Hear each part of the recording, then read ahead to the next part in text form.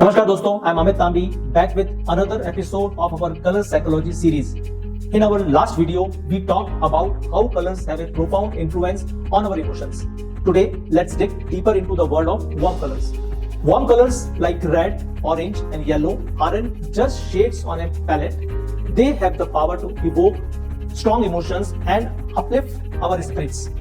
Understanding their significance can help us create spaces that resonate with positivity and energy. These vibrant hues have the ability to stimulate our senses and enhance feelings of happiness and vitality. From the fairy glow of red to the cheerful warmth of yellow, each color brings its own unique energy to a room. As we have seen, warm colors have a transformative effect on our mood, filling our surroundings with positivity and vitality. By incorporating these hues into our homes and workplaces, maybe through some artifacts or decorative items, we can create environments that uplift and inspire us every day. Thank you for watching this video and stay tuned for our next video.